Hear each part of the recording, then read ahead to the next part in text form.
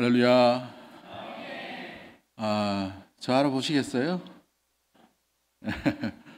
반갑습니다. 고향교회 불러주셔서 감사하고 20여 년 만에 처음 와본 것 같습니다. 본당도 많이 바뀌고 또 앞에 보니까 100주년 기념이라고 이렇게 사진도 이렇게 걸쳐 있는 거 보니까 제가 익숙한 목사님도 있고 또 장로님들도 있고 이렇게 하신 것 같습니다. 무엇보다도 이 고향교회 이렇게 불러주신 우리 권희찬 목사님 감사드리고 또 항상 자인에 대한 고마움을 가지고 있습니다. 중학교 이후에 자인을 떠났지만 자인교회에 대한 늘 애착이 있어요. 아버지가 또 섬기셨고 할아버지가 섬기셨고 또 정조 할머니가 이곳에 터 잡으셨던 그런 기억이 또 새록새록 나고 그래서 참 조심스럽고 우리 목사님 이렇게 전화로 연락 왔을 때에 가겠지만 안 가겠다고 막 이렇게 어릴 때 이렇게 제 놀던 모습을 다 본 우리 장로님들도 계시고 또 이렇게 선생님도 계실 텐데 저 개구장이가 자라가지고 목사가 됐다 하니 얼마나 놀라겠어요. 그래서 참 부끄럽기도 하고 창피하고 이렇게 해서 계속 사역했는데 꼭 이렇게 왔으면 좋겠다고 말씀하셔서 또 우리 선배 목사님이시고 이래서 순종하는 마음으로 이렇게 왔습니다. 혹시나 저희 가정이나 저희 가문이나 아버지나 어머니에게 혹시 상처받으신 분 있으시면 용서하시고 또 이렇게 자녀들이 건강하게 자랐다는 걸 또 기억해 주시고 또 키워주신 우리 선생님들 또 우리 선배 목사님과 또 우리 권사님들 장로님들 너무너무 감사한 모습입니다. 들어오니까 완전히 달라져 가지고 옛날에 이 모습이 많이 없는 것 같아요. 예전에는 계단만 올라가면 본당이 바로 있어 가지고 문 딱 열고 들어가려 했는데 사무실이 있고 이렇게 해가지고 굉장히 많이 변했구나 이런 생각이 들고 또 이 그 골목 안에 있죠. 교회 안에 마당 안에 큰 고목나무가 있었는데 그 고목나무도 없어지고 그 고목나무 그 안쪽에 목사님 사택에 계셨는데 이미 그거는 이제 예전에 없어졌으니까 거기에 항상 아버지가 그 복숭아 따면 제일 먼저 목사님 갖다 드리라 해가지고 저 밑에 서부동에서 그거 들고 여기까지 왔던 그렇게 기억이 많이 납니다. 그래서 참 감사하기도 하고 기억도 많이 납니다. 또 중동부 때 우리 선배 형들과 누나들과 함께 요 건너편에 한옥집으로 돼 있는 몇 칸 집이 있었는데 옛날 어르신들 아신지 모르겠습니다. 거기 밤새 가지고 놀기도 하고 또 성탄절 이브 날부터 시작해 가지고 밤새워 가지고 놀았던 기억도 새록새록이 납니다. 또 우리 중동부 때 고동부 때 저 2층이었죠. 2층인데 저기에서 우리가 분방공부를 했는데 우리 그 선생님이 항상 그 대학생이었는데 그 선생님이 성경은 안 가르쳐 주시고 늘 화학 공식만 가르쳐 주셨어요. 그분이 우리 이현우 장로님 동생분이신데 그래서 이게 우리 이현우 장로님 얼굴 딱 보니까 옛날 얼굴 모습이 좀 있는 것 같아요. 우리 박인구 장로님도 얼굴 계시고 얼굴이 그대로 있는 거예요. 우리 석종우 장로님도 이렇게 얼굴이 그대로 남아 계신 것 같고 우리 또 제 친구가 이 교회 출신인데 박유정이라고 그 친구 제가 동기입니다. 그 아버지도 계신 것 같은데 박준태 장로님 계시죠? 어디? 예, 아유 살이 많이 빠지신 것 같네요. 네, 이렇게 기억이 나고 있습니다. 또 우리 늘 저 밑에 연탄 배달하셨던 우리 이성호 장로님, 우리 집 언덕으로 올라가면 항상 힘이 붙이셔가지고 그러면 아버지가 야 빨리 가 도와드리라 하면 제가 가서 이렇게 뒤에도 들어드리고 이렇게 하셨는데 너무너무 기억이 많이 남고 이런 기억이 납니다. 신앙이 뭔가, 신앙이 어떤 모습인가, 이렇게 수십 년간 이렇게 또 이렇게 목회를 한 20여 년 정도 부목사부터 시작해가지고 하다 보니까 신앙은 다른 게 아니라 만남이 시작과 연결이 무엇보다도 신앙의 모습들 가운데 가장 중요하지 않을까 이렇게 생각이 되어집니다.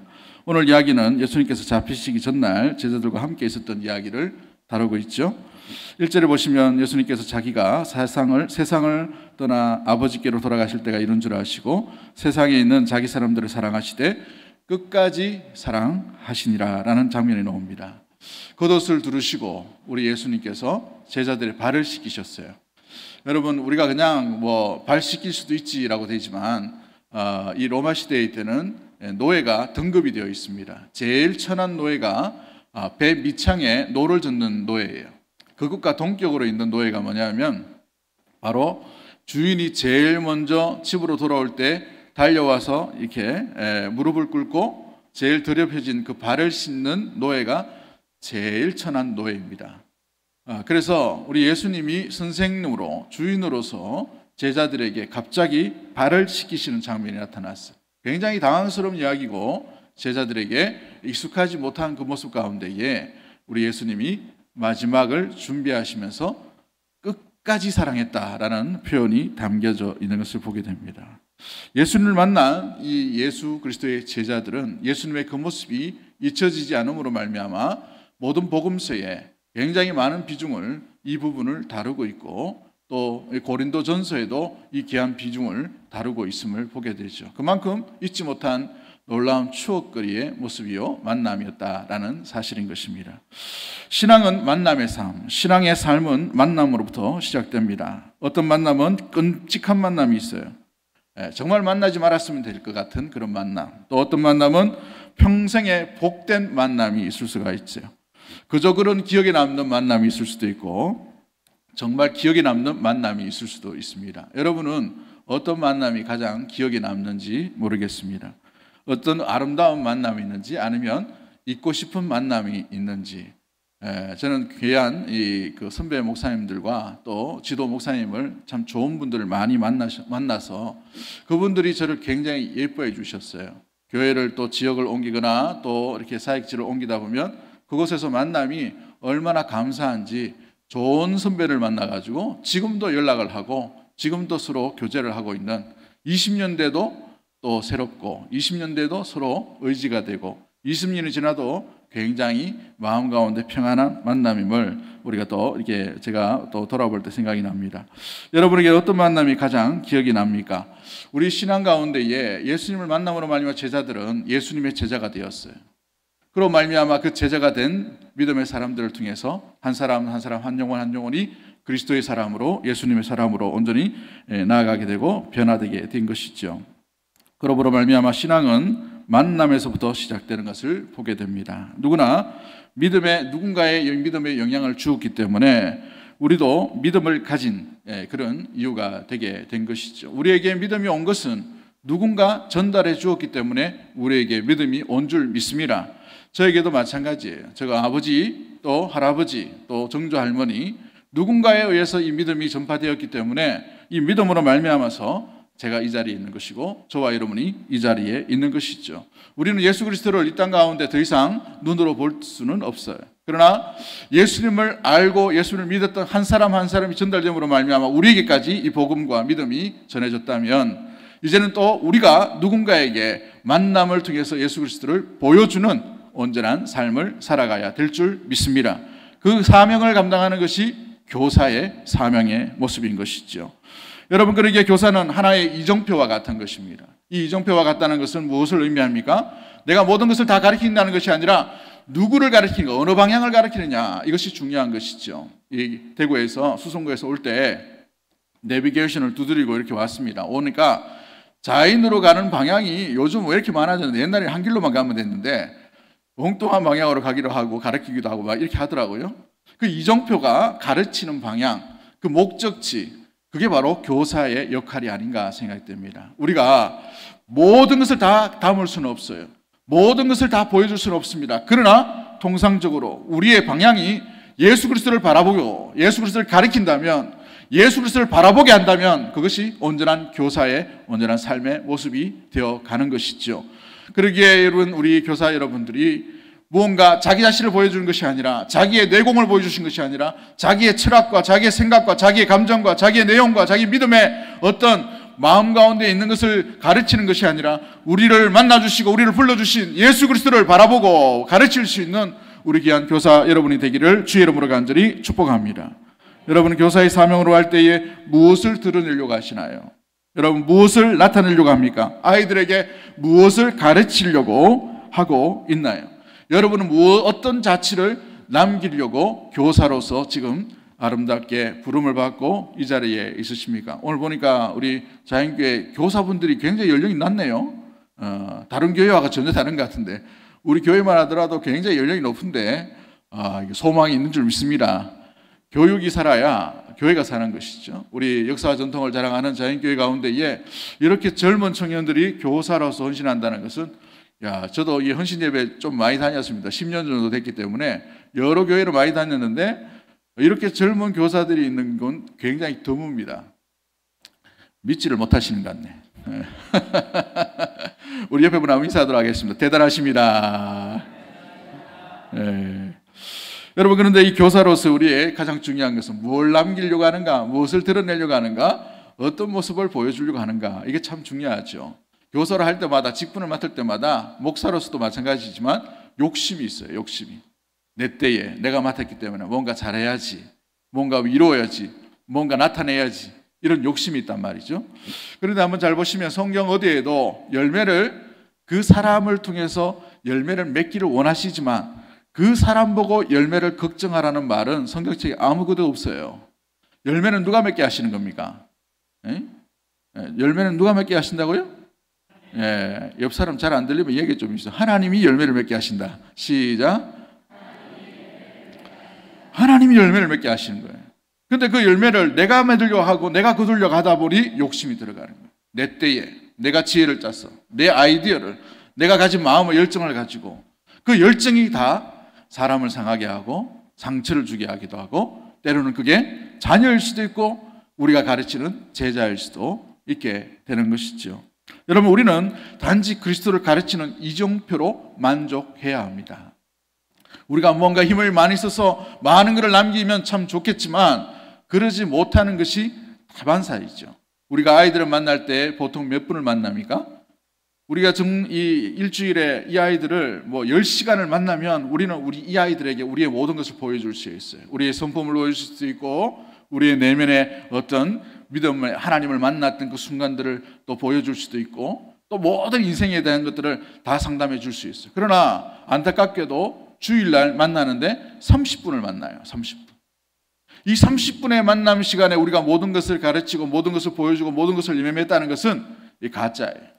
그럴 수가 없게 됩니다. 그러나 중요한 것은 5분의 만남이라도 30분의 만남이라도 우리의 모습이 우리를 가리키는 것이 아니라 주 예수 그리스도를 가리키면 그 속에 이 아이들이 우리를 통해서 예수 그리스도를 만날 수 있는 놀라운 일들이 일어나게 될 줄 믿습니다. 그게 우리의 역할인 것이죠. 부산에서 사역할 때 우리 수영로교회에 있었는데 그 수영로교회는 교육자만 130명이에요. 130명인데 이 경쟁이 목사님들이 치열합니다. 목사님이 또 이 담임 목사님께 귀에 들고 눈에 들려고 막 엄청 열심히 해요. 전략을 짜고 막 이렇게 합니다. 그래서 대부분이 이제 새벽 기도를 오래 하기도 하고 또 목사님 닮아가지고 이렇게 열심히 사역을 합니다. 한 날은 이제 아내하고 엘리베이터를 타고 새벽 기도를 가기 위해서 내려오는데 제 탔던 이 통로에 어떤 집에서 먼저 이렇게 탔나 봐요. 먼저 탔는데 뭘 들고 탔냐면 음식물 쓰레기를 들고 타셨나 봐요. 근데 이제 꽁꽁 싸매어가지고 국물이 안 흐르도록 이렇게 타셔야 되는데 아마 좀 실수를 하셨는지 국물이 많이 쏟았어요. 냄새가 너무 많이 나더라고. 그래서 좀 주의를 하지, 좀 조심을 하지, 이게 뭐냐, 아침부터 새벽부터 이래가지고 코를 막고 1층으로 내려갔습니다. 그런데 이제 1층에서 내려서 교회로 한 150m 정도 떨어져 있는데 150m 정도 걸어가고 있는데 이런 생각이 들었어요. 내 앞에 누군가 걸어가는데 오물 냄새가 나는구나 라는 생각을 하다가 갑자기 번쩍 이런 생각이 들었어요. 내 뒤에 내가 지나가고 난 다음에 내 향치와 내 어떤 향기와 내 냄새를 맡는 사람이 나를 생각할 때 어떻게 생각할까, 이런 생각이 들었어요. 아찔하더라고요. 여러분, 우리가 지나가는 자리에 우리의 욕심과 우리의 열정이지만 그러나 예수 그리스도의 향치, 예수 그리스도의 향기를 남겨야 될 줄 믿습니다. 이것이 바로 교사의 온전한 삶의 모습인 것이죠. 그러므로 교사는 신앙의 하나의 이정표와 같고 하나의 향기와 같은 거예요. 이 아이들에게 좋은 향기를 남겨줄 수 있는 우리 모든 교사 여러분들이 되기를 주의 이름으로 간절히 축복합니다. 그러기에 교사는 그리스도를 가리켜야 되고 그리스도를 드러내야 되며 그리스도와 함께 나아가는 온전한 삶을 온전히 살아가야 되는 것이에요. 여러분, 그렇습니다. 교사가 누구의 부르심을 받았습니까? 내가 내 열정과 내 힘을 가지고 부르심을 받은 게 아니에요. 그것은 출발이 잘못되었습니다. 물론 우리가 헌신하고 어떤 요청 가운데에 우리가 거기에 화답하는 것은 맞습니다만은 가장 근본적이고 가장 궁극적인 그 내면의 출발은 하나님이 나를 이 자리에 불러주셨다라는 사실을 기억하는 것이에요. 여러분, 교사 선생님 여러분, 나이가 어리고 젊고 청년 상관이 없어요. 누가 나를 불렀는가? 이 사실에서 흔들리지 않는 우리 교사 여러분이 되기를 주의 이름으로 간절히 축복합니다.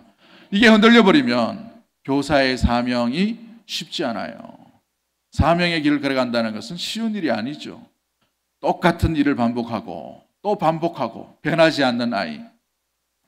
교회 안에 3D 업종이 있습니다. 3D 업종. 이 3D 업종이 뭐냐면 식당 봉사하는 거, 주차 봉사하는 거하고 또 마지막 하나가 뭐냐면 여러분들이 하고 있는 그 일이에요. 교사입니다. 교사. 알아주지 않아요. 그런데 한번 빠지면 어떻게 됩니까? 야는 또 빠졌네. 금방 드러납니다. 손가락질 받을 수 있는 위치예요. 그런데 이 모든 이 과정들 가운데에서 우리가 기억해야 될 게 뭡니까? 이런 소리 저런 소리, 이런 시간 저런 시간, 시간을 지켜야 되고 그 시간을 꼭 이렇게 지켜야 되고 그 아이들을 변하든지 변하지 않든지 간에 우리가 해야 될 의무와 그 시간들 온전히 나아가야 될 그 모습들 가운데에서 지치지 않도록 하기 위한 건 단 하나밖에 없어요. 옆에서 누가 도와준다, 옆에서 분위기 좋게 한다, 옆에서 먹을 것을 많이 사준다, 누군가 인정해 준다, 아니에요. 누가 나를 불러주셨는가? 이것이 가장 중요한 우리의 흔들리지 않는 기초에 하나님께서 주신 귀한 마음인 줄 믿습니다. 군대를 제대하고 신대원을 준비할 때가 있었습니다. 신대원 준비하는데 신대원 시험을 치는데 2달밖에 없었어요. 제가 9월에 제대하고 11월에 초에 이제 시험을 쳐야 되는데 12월 초인가요? 하여튼 이렇게 시험을 쳐야 되는데 시간이 너무 없어서 서울에서 이제 공부를 하고 준비를 할 때였습니다. 그런데 이 성적이 안 늘어요. 이 시험을 치는데 성경 공부를 이렇게 성경 고사를 이렇게 치는데 문제를 너무 어렵게 되다 보니까 처음 이제 모의고사 비슷한 이런 문제지를 몇 군데에서 받아서 이렇게 시험 치다 보니까 100점 만점에 20점이 나오더라고. 그러면 떨어지는 겁니다. 저는 일반대 나왔기 때문에 또 그 반에 들어갈 수도 없어요. 그렇기 때문에 너무 걱정이 되고 좀 마음이 상심했습니다. 그 다음 달에 준비하니까 계속해서 점수가 올라가지고 마지막 때 되니까 한 8, 90점 정도 나오더라고요. 하여튼 그래서 계속 준비하고 있는데 첫 달에 공부가 너무 힘들었어요. 군대 제대하고 난 뒤에. 그리고 막 흔들릴 때에 같이 공부한 클래스 그룹이 있었는데 그때에 50대 중반에 전도사님 한 분이 저랑 같이 서울의 지하철을 타고 이렇게 거리를 걸어가게 되었습니다. 같이 가고 있는데 그 전도사님이 저에게 뭐라고 얘기했냐, 머리가 허여신 전도사님이 제가 잊을 수 없는 그 이야기를 했어요. 전사님은 이 공부와 하나님이 부르셨다는 그 마음에 확신이 있나요? 라고 물어보더라고요. 그래서 제가 뭐 의심도 하지 않고 바로 전사님, 저는 지금 이제 2달밖에 공부를 못했지만 여기 떨어져도 내년에 다시 시험을 준비하려고 마음을 먹고 하나님 부르심을 확신하고 이렇게 왔습니다 라고 하니까 깜짝 놀라면서 그 전사님의 말이 아직도 기억이 남습니다. 뭐라고 얘기했냐면 부럽습니다 전사님 이라고 하더라고요. 왜요? 하니까 저는 아직 확신이 없어요. 확신 없는데 지금 공부하고 있는 거예요. 그 사람이 붙었겠습니까? 떨어졌겠습니까? 못 찾았어요. 지금도 못 찾아. 같이 공부했는데. 여러분, 우리 교사로서 우리가 어디에서 힘을 얻겠습니까? 어디에서 동력을 얻을 수 있을까요? 어디에서 우리가 위로를 얻을 수 있을까요? 그 위로와 동력은 하나밖에 없어요. 우리를 불러주신 하나님밖에 없는 줄 믿습니다. 그 하나님에게서 우리에게 힘을, 하나님에게서 우리에게 동기가, 하나님에게서 우리에게 주시는 놀라운 우리를 불러주신 분이 이 부족한 자, 이 나약한 자, 이 게으른 자, 어찌 보면 나약하고 연약한 자를 불러주셔서 교사로 삼으신 우리 하나님밖에 없다는 사실을 잊지 않는 우리 모든 가족들이 되기를 주의 이름으로 간절히 축복합니다. 그래야만 진정으로 우리는 그 일을 맡아서 할 수 있어요. 큰 일이든지 작은 일이든지, 큰 교회든지 작은 교회든지, 큰 반이든지 작은 반이든지, 큰 역할이든지 작은 역할이든지 마찬가지예요. 이건 상관이 없어요. 우리 하나님께서 우리 예수님을 보내주시고 난 뒤에 뭐라고 얘기합니까? 밭의 비유를 보셨죠? 한 이 데나리온을 받았던 이 일꾼의 비유를 보십시오. 아침 일찍 6시에 불렀던 이 일꾼도 한 데나리온을 받아요. 그런데 퇴근 시간 다 되어가지고 불렀던 그 일꾼도 한 데나리온을 받아요. 그러면 누가 제일 손해보는 거예요? 누가 제일 손해보는 거예요? 아침 일찍 와서 새벽부터 시작해가지고 주인과 함께 일했던 사람이 제일 손해볼까요? 아닙니다. 누가 제일 손해보겠어요? 주인이 제일 손해봐요. 주인이. 1시간도 일하지 않은 사람에게 똑같이 이 한 데나리온을 지불을 한단 말이에요. 그럼 주인이 얼마나 손해겠어요? 근데 주인이신 우리 하나님이 뭐라고 얘기합니까? 아깝지 않다라고 되어 있어요. 하나님의 나라의 일에는 크고 작은 일이 없어요. 큰 반 작은 반이 없습니다. 큰 역할 작은 역할이 없는 거예요. 그러나 우리는 생각할 때에 내가 저 반 맡았으면 좋겠다, 저 일 했으면 좋겠다, 뭔가 드러내려고 하고 화려해 보이는 것만 우리가 주목할 때가 종종 있죠. 교사의 사명은 화려한 사명이 아닙니다. 화려한 시각과 화려한 귀를 우리가 주님 앞에 온전히 고정함으로 말미암아 주님이 어떤 길을 걸어가는지를 항상 잊지 않는 우리 자인교회 모든 교사 여러분이 되기를 주 이름으로 간절히 축복합니다. 주께서 가르쳐 주시고 주께서 보여주신 길은 좁은 길이요 좁은 문이었습니다. 십자가의 길이었습니다. 아무도 따라오지 아니하고 다 도망갔던 그 길을 우리 예수님이 묵묵히 걸어오셨다는 사실이죠. 그러기에 우리 교사 선생님들 여러분, 여러분이 맡겨진 아무런 변화가 없고 아무런 가치가 없고 아무런 어떤 덕이 될 것 같지 않는 그런 상황이라 하더라도 그 자리에 주님께서 여러분을 향한 온전한 기억하심과 또 여러분을 온전히 바라보고 있다는 사실을 잊지 아니하고 그 자리, 그 작은 역할 가운데에서 주님을 만나고 주님과 함께 그 일을 감당할 수 있는 우리 모든 심령들이 되기를 주 이름으로 간절히 축복합니다. 그러기에 우리의 마음이 누구에게 향하고 있는가? 우리 교사의 삶의 방향과 행동과 생각과 말과 마음이 누구를 가리키고 있는가를 항상 잊지 않았으면 좋겠어요. 잊지 않아야만 우리에게 불시적으로 또 갑자기 어느 순간에 그 아이들이 바라볼 때 야, 예수님 향기가 나네, 예수님 닮았네, 이런 이야기가 들려오게 되는 것이죠.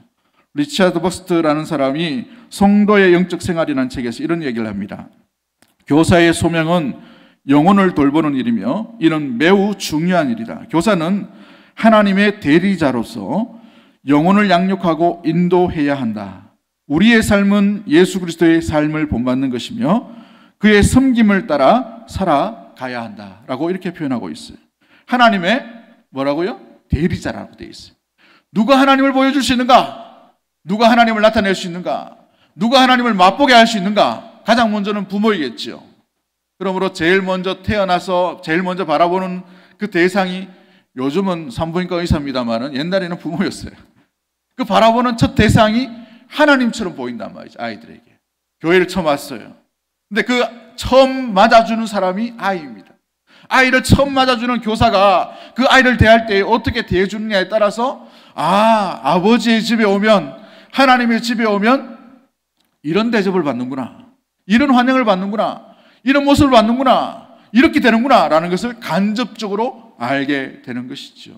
그러기에 이 아이들을 바라볼 때에 여러분이 하나님의 대리자라는 사실을 기억하고 모든 것을 보여줄 수는 없지만 그 마음 가운데에 주 예수 그리스도의 그 놀라운 인품과 성품과 나아갈 그 방향들을 하나씩 하나씩 보여줄 수 있는, 화려해 보이진 않지만 그러나 묵묵히 그것을 보여줄 수 있는 우리 모든 교사 여러분이 되기를 주의 이름으로 간절히 축복합니다. 그러기에 교사의 헌신의 출발은 그 기본적으로 사랑의 바탕이 되어야 하는 것이죠. 찰스 스펄전이라는 목사님은 교사의 사역은 사랑으로 시작되고 끝나야 하며 학생들을 향한 진정한 사랑이 없이는 참된 가르침이 있을 수가 없다라고 하죠. 아이들도 저 교사가 나를 사랑하는지 안 사랑하는지 딱 보면 알아요. 딱 보면. 요즘 아이들이 얼마나 눈치가 빠릅니까? 아이들이요, 이 세상 돌아가는 걸 너무 잘 알아요. 저희 수성구에 살고 있는데 수성구에 보면 아이들, 유치원생 이런 애들 가끔 교회에서 이렇게 막 돌아다니고 하면 인사를 합니다. 누구야 반갑다 막 하면은 요즘 그래 어떻게 지내니 하니까 그 유치원생이 저한테 얘기했던 게 아직도 기억이 나요. 몇 년 전 이야기인데, 목사님 바빠 죽겠어요. 그러니까 이 아이가 이 뭐가 이렇게 바쁜지, 뭐가 바쁘냐 하니까 몇 시에는 어디 가야 되고, 몇 시에는 어디 가야 되고, 몇 시에는 어디 가야 되고, 뭐 이렇게 과외를 받는데 한 2개를 받는데요. 2개 정도를 받고 또 어디 가서 뭐 이렇게 피아노 배우고 뭐 이렇게 한다고 하는. 아이가 너무 바쁜데 그 시간을 제가 붙들고 있으니까 얼마나 미안하지. 아이고 붙잡아서 미안하다고 막 이렇게 이야기한 적도 있습니다만은, 이 아이가 그 바라볼 때 눈빛만 봐도 이 교사가 나를 사랑하는지 사랑하지 않는지 금방 알아요. 근데 교사가 가장 큰 능력이 뭐겠습니까? 우리가 뭐 학벌이 좋아요, 서울대 다 놓으면 뭐 다 잘 되는 줄, 뭐 다 잘 되는 이런 모습일까요? 아니, 석박사 돼도 아이들을 사랑할 수 없으면 그게 가르치는 능력이 나타날 수가 없는 것이죠. 초등학교밖에 안 나왔지만 아이들을 진심으로 사랑하면 아이들이 금방 알아요. 저희가 어릴 때 저희 반이 20명이었습니다. 20명. 놀라지도 않네. 옛날에 우리 자인의 교회반이었는데 대부분 20명이었어요. 근데 저희 형반이 40명이었습니다. 40명이었는데 그 반에 가면은 뭐 동네 깡패들 다 왔고 그 학교에서 좀 노는 형들 다 왔어요. 그런데 그 교사를 제가 아직도 잊지를 못합니다. 오면 다 이렇게 맞아줘요. 다 이렇게 왔다고, 잘 왔다고, 잘 왔다고. 근데 여기는 20명인데 저기는 40명이에요. 온 친구들을 보면 정말 골치 아픈 친구들, 자인에서 문제를 다 일으키는 이 꼴통 같은 애들도 많이 왔는데도 불구하고 교회만 오니까 조용하고 얌전했어요. 우리는 20명이 되게 알차게 이렇게 있었는데, 그런데 보니까 저 40명의 차이가 뭐예요? 그 교사가 그 아이들에 대해서 비록 깡패처럼 보이고 근달처럼 보이고 막 끌떡끌떡 대기도 하고 이랬지만 그 아이를 온전히 이렇게 받아주더라고요. 그 선생님, 제가 이름 모릅니다. 저희 선생님은 아니시라가지고. 저도 이 자인교회에서 우리 그 선생님 아직도 기억이 납니다. 제가 어릴 때 중학교 이제 올라가야 된다고 그 선생님이 집에서 이렇게 초청을 해가지고, 초대를 해가지고 돈도 안 받고 그때 빨간 그 영어 그 책 그거를 이제 미리 가르쳐 주셨어요. 지금 계시는지 모르겠지만, 하여튼 우리 집 건너 밑에 조금 되게 서부동인가 거기 계셨는데 처녀 선생님인데 아직도 그 감사합니다. 감사. 그죠? 또 여기 오시면은 또 막 이렇게 일부러 뭐 주일학교 학생들 뭐 있으면은 함께 또 모여가지고 수박 썰고 또 같이 또 이게 짐도 나르시고 이렇게 했던 교사 선생님도 아직도 기억이 남고, 그 모든 것들이 어디에서 나타나는가? 우리의 열정으로는 될 수가 없어요. 하나님 사랑이기 때문에, 하나님 사랑 받았기 때문에 그 사랑을 아이들에게 보여주는 것이지요. 여러분, 다른 실력 키우지 말고, 다른 스킬 키우지 말고, 다른 스펙 쌓으려고 하지 말고 사랑의 실력을 키울 수 있는 우리 모든 교사 여러분이 되기를 주의 이름으로 간절히 축복합니다. 사람은 어떻게 변하는가? 사랑이 있어야 변하게 됩니다. 아이가 어떻게 그 부모에게서 자라고 변화되게 돼요? 끊임없이 그 부모가 아이를 사랑하기 때문에 그렇죠. 그 사랑의 표현이 뭐예요? 기다려주는 거예요. 기다려주는 거. 뻔하게 실수할 줄 알고, 뻔하게 장난칠 줄도 알고, 뻔하게 사고칠 것 같은 모습들이 있음에도 불구하고 부모는 항상 기다려주는 그런 모습이었어요. 저도 갑자기 이사를 아버지가 부도가 나셔가지고 이사를 했어요. 저희 집이 3번 부도 났습니다. 3번. 다른 분들은 잘 모르시더라고요. 저희 집이 3번 부도 났는데, 한 번은 대구에 이렇게 사업을 하시려고 하다가 사기를 당하셔가지고 부도 나고, 또 한 번은 또 뭔 일이 있어가지고 또 이렇게 돈이 날라갔어요. 또 마지막 한 번은 또 이상하게 IMF가 와가지고 뭐 친척한테 돈 빌려줬는데 뭐 넘어갔대요. 전 잘 모릅니다. 어릴 때. 아주 제가 제일 어리니까. 옛날에는 좀 잘 산 것 같은처럼 보이는데 어느 날 보니까 형들 옷을 물려입고 막 이러더라고요. 잘 몰랐습니다. 왜 옷을 안 사주는지, 왜 체육복을 안 사주는지. 저희 집이 서점했지 않습니까? 요 앞에서. 서점에 하면은 뭐 참고서 뭐 이런 거 다 많을 텐데 안 주시는 거예요. 체육복 그거 이제 가을 체육대회 때, 그때 아직도 기억납니다. 5,000원짜리였어요. 5,000원짜리. 3,000원인가 5,000원인가 모르겠는데 그 5,000원짜리 체육복 입고 그 덤블링을 하고 가을 체육대회를 해야 되는데 전교생 전부 다 그 옷 입고 있는데 유일하게 겨울 옷 입고 그 운동을 하고 있었어요. 제가. 너무 서러워가지고 왜 안 사주냐 하니까 아무 말도 안 하시더라고요. 그만큼 이렇게 힘들었는데, 그러다 보니까 이제 이사도 하고 경산으로 대구로 이사하니까 좀 삐뚤어졌어요. 약간 사춘기가 오기도 하고. 그래서 아버지의 속을 좀 속인 적이 있습니다.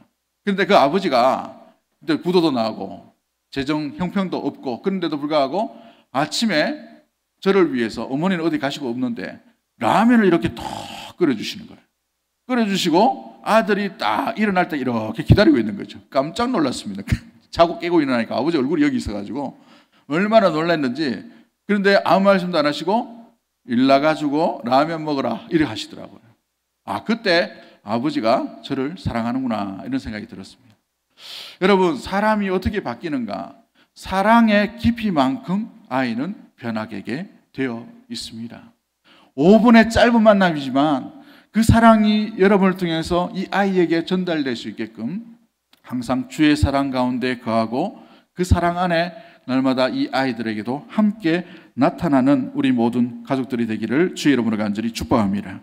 삶으로 가르치는 것만 남는다라는 책을 썼던 김요셉 목사님이라는 분이 있어요. 이분은 그 아버지가 아주 유명한 목사님이셨어요. 서울중앙침례교회 김장한 목사님이 그 아버지신데, 근데 이분이 외국인 여성과 결혼을 하셨어요. 그 옛날에 외국인과 결혼하다 보니까 한국에서 자란 이 목사 아들이 백인도 아니고 한국 사람도 아닌 이상한 얼굴을 하고 학교를 다녔어요. 그러다 보니까 아이들에게 얼마나 놀림을 많이 받았겠습니까? 한참 놀림을 많이 받다가 이 목사님이 이제 안식년이 돼가지고 미국으로 가실 때가 돼가지고 온 가족이 함께 가게 되었어요. 그 안식년 동안 이제 미국 학교를 다녀야 되는데 이 김장한 목사님이 자기 자녀를 너무 엄하게 키웠기 때문에 영어를 써야 될 어머니가 있음에도 불구하고 한국에서는 한국말만 가르쳤어요. 근데 얼굴은 백인처럼 보이는데 영어를 하나도 못해요. 그러니까 미국 학교를 가니까 뭘 해야 됩니까? 영어를 배워야 되죠. 영어 잘할 줄 알고 그 사람들이 다 알고 있는데, 그래서 너무 긴장하고 두렵고 학교 가지 않겠다고 막 이렇게 때를 쓰고 이렇게 했다고 해요. 그 책에 보니까. 근데 거기에 처음 맞이했던 선생님을 자기가 잊을 수 없다라고 그렇게 얘기합니다. 그 선생님이 동양인도 아니고 백인도 아닌 이 한 어린 아이가 들어와서 자기 반에 왔을 때에 이 선생님이 이 아이에게 뭐라고 소개했냐면, 이 요셉이는 저 동양에 있는 한국이라는 나라에서 왔어. 이건 똑같아요, 소개하는 거는. 근데 뭐라고 소개했냐면, 이 아이는 우리 전교에서 한국말을 제일 잘한단다 이렇게 얘기한 거예요. 뭘 제일 잘한다고요? 영어를 못하니까 한국말 제일 잘하죠. 근데 보통은 이 아이는 영어를 못하니까 영어 옆에서 좀 잘 가르쳐주고 이렇게 하렴라고 생각할 수 있는데, 이 아이가 혹시 상처를 받고 소외될까 싶어서 마음의 배려와 사랑이 깊은 그 표현으로 이 아이는 우리 이 학교 전체에서 한국말을 제일 유창하게 잘한단다. 너희들 부럽지 않니? 이 아이가 한국말 잘하는데 나중에 한국말 가르쳐 달라고 그래 라고 얘기하고 소개하면서 김요셉이라고 딱 이름을 써준 거예요. 전교생이 난리 나게 되었어요. 전부 와서 뭐라고 묻는데 한국말 가르쳐 달라고 그래요. 한국말로 내 이름은 어떻게 표현하니? 한국말로 내 이름은 뭐니? 이렇게 계속 이렇게 묻는 거예요. 전교생의 이름을 다 붙여주고 한순간에 전교의 스타가 되어버렸어요.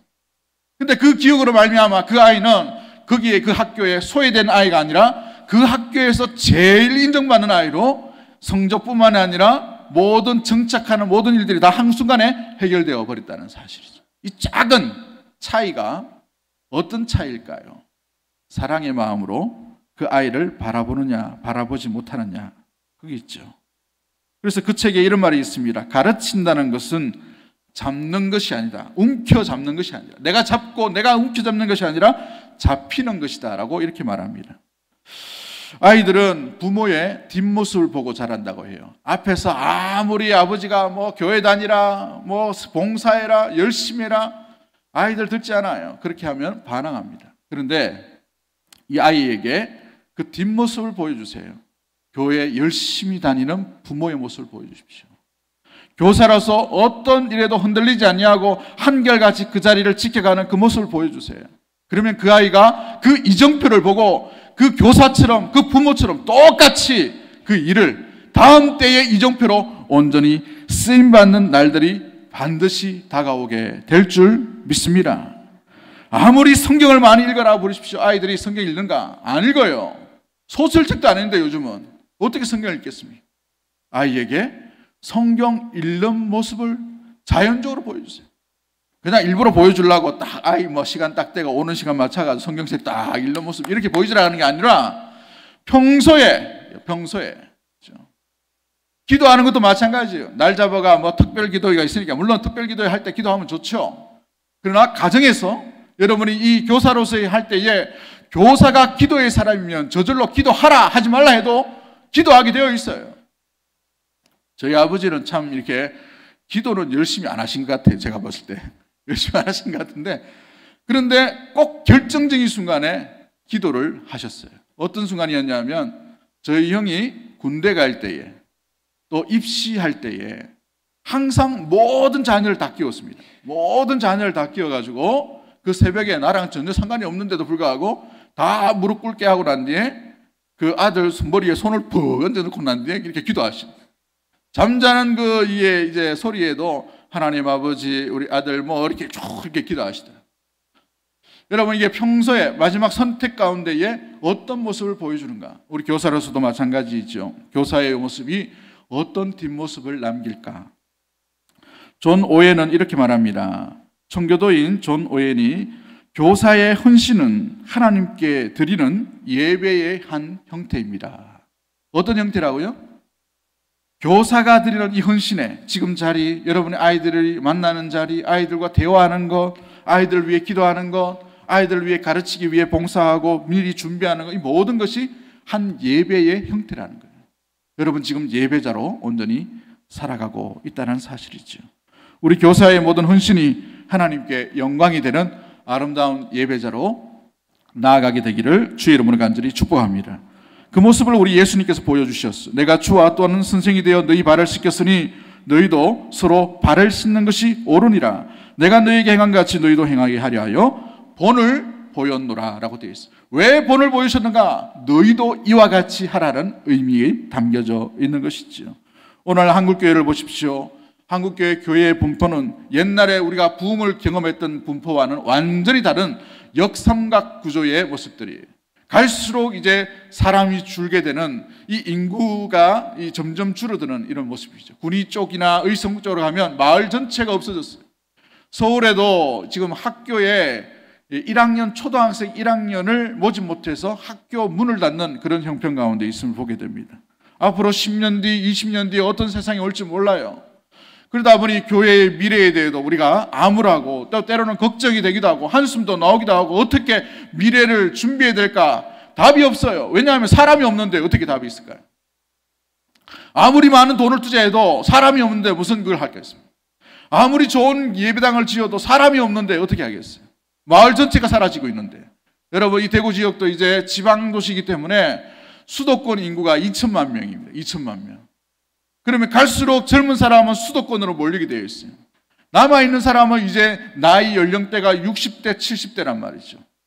그래서 이 60대, 70대가 이제 노령기에 있는 사람이 아니고 청년기의 사람이라고 얘기합니다. 요즘은. 여러분 아직 여기 청춘들이 많이 계십니다. 그죠? 여러분 경로당 한번 가보시면 알겠지만 70 먹고 경로당 가면 커피 심부름해야 됩니다. 가서 커피 심부름 하기 싫어가지고 경로당을 안 간대요. 요즘은 우리 교회 성도님들을 보니까 80, 90 정도 돼야 거기 저기 중앙자리에 좀 앉고 이렇게 심부름도 좀 시키고 이렇게 한대요. 아무튼 여러분 점점 줄어들고 있어요. 성도 자체를 줄줄 뿐만 아니라 이 주일학교 아이들도 줄어들고 있는 형편이 사실입니다. 저출산 시대예요. 우리는 지방에 살고 있습니다. 시골에 살고 있는 모습들이에요. 그렇기 때문에 점점 더 심각한 상황 가운데 있음을 우리는 잘 알고 있어요. 그런데 시대가 그렇다 하더라도 여러분 한번 잘 보십시오. 초대교회는 지금 우리가 살고 있는 시대보다 더 어려운 형편이었어요. 더 골치 아픈 시간이었습니다. 예수 믿는다고 재산 빼앗기는 그런 모습이었어요. 예수님 믿는다고 죽임당하는 그런 순간이었어요. 예수님 믿는다고 관직에 쫓겨나는 그런 모습들이었습니다. 예수님 믿어서 집안이 풍지박산이 나서 산속으로 무덤으로 숨어 지냈던 그런 상황이었어요. 어디 사람이 있고 어디 자녀가 있고 어디 내일을 걱정하고 어떻게 내일을 알 수 있을까? 그걸 알 수 없는 그런 형편 가운데 있는 것이 초대교회였습니다. 그럼에도 불구하고 초대교회는 그런 어려운 형편 가운데에서도 복음과 만남과 믿음과 사랑과 변화와 역사들은 한결같이 일어나게 된 줄 믿습니다. 한 사람이 또 다른 사람을 세워나가는 일에 멈추지 아니하고 날마다 나아갔던 일들이 일어나게 되었다는 사실이죠. 사람이 없어도 됩니다. 또 다른 사람을 하나님께서 보내주시든지 보내주시지 않든지 간에 우리는 우리의 삶을 그리스도의 이정표로 이 아이들에게 보여주고 물려주면 되는 거예요. 그 역할만 감당할 수 있는 우리 믿음의 모든 교사 여러분이 되기를 주의 이름으로 간절히 축복합니다. 내일의 부흥, 내일의 잘됨, 이건 하나님께 맡기고 여러분은 여러분이 맡긴 하나님의 한 영혼, 그 영혼에게 어떤 향기로 나타나는가. 악취나는, 사람들이 진정을 느끼는, 예수 믿는다고 해놓고 예수님을 따라한다고 해놓고 예수 믿는 사람이 저러냐, 이런 것이 아니라 그리스도의 좋은 향기를 보여줄 수 있는 우리 교사 여러분이 되기를 주의 이름으로 간절히 축복합니다. 다른 건 몰라도 저 교사 선생님은 나를 위해서 참 이렇게 진실하게 기도해 주는 것 같다. 이거 하나면 돼요. 저 선생님은 내가 갈 때마다 뭘 줬어. 사탕을 주거나 뭘 줬어. 이거 하나라도 돼요. 왜 줬을까? 왜 그 마음을 품었을까? 아이들이 언젠가 믿음의 시각이 열릴 때 자각하게 됩니다. 저는 어릴 때 맨 앞자리 중학교 1학년 때 여기 앉았는데 저희 아버지가 부장 집사님이셔가지고 너무 싫었어요. 그래서 이제 장로 아들, 집사 아들로 살아가는 게 너무 힘들더라고. 아버지 혹시 체면이나 뭐 그런 게 있을까 싶어가지고 그래도 개구장이었어요. 여기 1학년 때 딱 이렇게 앉아가지고 아버지께서 이렇게 사회를 보실 때에 사도신경으로 예배 시작하겠습니다. 딱 눈 감으면 밑에 기어 들어가가지고 저 밑으로 나가가지고 바깥에서 놀다가, 왜냐하면 아버지가 그 시간만큼 바깥에 안 나오시잖아요. 그러니까 들키지도 않고 실컷 놀다가 아버지가 예수님 이름으로 기도합니다 주기도문 할 때 사회 보고 끝날 때 좀 내가 다시 기어 들어와가지고 여기 딱 앉아가지고 안 그런 척하고 이렇게 놀았던 모습.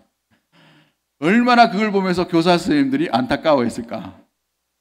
아버지는 얼마나 안타까워했을까. 그런데 그 교사도 마찬가지지만 아버지도 마찬가지지만 한 말씀도 안 하셨어요. 기다림이 있습니다. 사랑, 표현들, 그 마음 가운데에 놀랍게 함께함의 모습들이 그 교사와 그 10년 가운데 드러나게 되어서 지금의 제가 있게 되게 된 것이죠.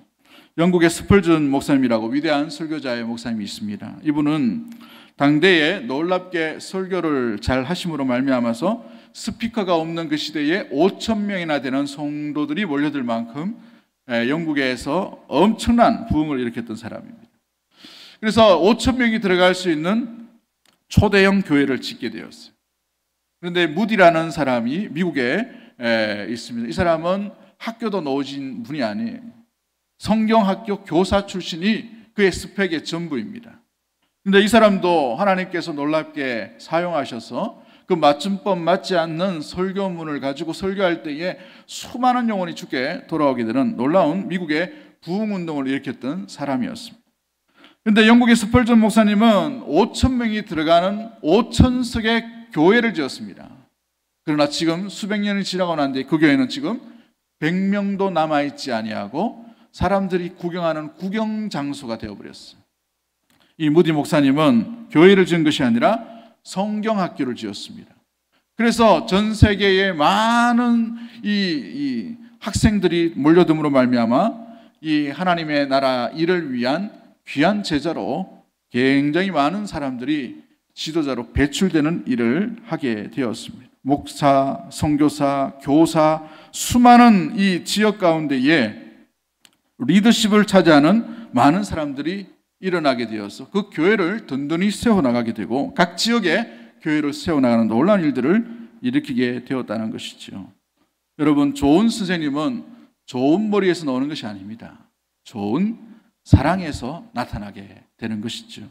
우리는 가장 좋은 사랑을 받은 존재인 줄 믿습니다. 그 좋은 사랑이 내게만 머물지 아니하고 다른 어떤 표현으로 가든지 간에 사랑의 이정표로 그리스도를 나타내는 아름다운 표현으로 드러나게 되기를 주의 이름으로 간절히 축복합니다. 아이들을 사랑하십시오. 사랑의 기술을 키우셔요. 사랑의 실력을 키우십시오. 성경의 지식 가르치는 것보다 사랑의 실력을 키울 때에 여러분의 메시지는 능력이 있는 메시지가 될 줄 믿습니다. 그 사랑은 힘으로 나타나게 되기 때문에 그런 것이죠. 그러니까 주님께서 물으실 때에 얼마나 많이 가르쳤냐, 얼마나 많은 학생을 가르쳤냐, 얼마나 많은 시간을 투자했냐, 이거 물으신 것이 아니에요. 그 아이 얼마나 사랑했냐, 이걸 물으신 거예요. 할렐루야. 잠 안 오시죠? 네, 괜찮아요? 네. 피곤한 것일 것 같은데. 네. 사랑하는 성도 여러분, 그러기에 사랑의 실력을 키우는 것이 가장 먼저입니다. 아이들을 볼 때에도 마음이 미워질 수도 있어요. 골치 아픈 아이, 그렇죠? 변하지 않는 아이, 집에서도 내놓은 아이. 제가 인천에서 첫 사역하는데 이 가출을 밥 먹듯이 사는 여자아이가 있었어요. 그 학교의 일진이었습니다. 와, 얼마나 대단한지. 교회만 오면 애들 두드려 여자애인데 남자애들이 이 여자애 앞에 꼼짝을 못 하더라고요. 그러니까 한 날 토요일 날 무슨 소리가 나가지고 갑자기 제가 이제 밤에 올라갔는데, 교회에 올라가는데 이 여자 일진 애가 줄을 세워놓고 남자애들하고 여자애들을 막 뺨을 때리고 막 이렇게 하더라고요. 깜짝 놀라가지고 제가 이러면 안 된다고 막 했는데 못 말려요. 어디 전도사가 나 서가지고 이렇게 하더니 너무너무 심했습니다. 근데 그 아이를 계속 제가 그렇게 했어요. 제 성격 같으면 저도 한 성격하기 때문에 그 아이 불러다가 하면 좋을 것 같은데 여자아이라 가지고 그렇게 할 수도 없는 거예요. 그래서 기다리고 또 기다리고 또 기다리는데 그 아이가 교회는 애 패라고 오는 그 교회였는데 이제 한 몇 개월 지나고 난데 애 패러 오는 것이 아니라 찬양 드리러 오더라고요. 찬양 드리러. 그러다가 예배의 자리에 앉더라고요. 여러분, 우리가 갑자기 변하는 건 없어요. 갑자기 그리스도를 닮아갈 수는 없습니다.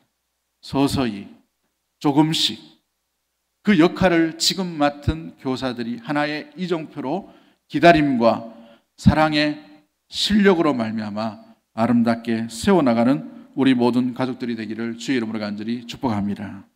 그러기에 교사는 배우는 사람과 함께 성장하는 사람으로 나아가야 하는 것이죠. 갈라디아서 6장 9절 말씀을 마무리합니다.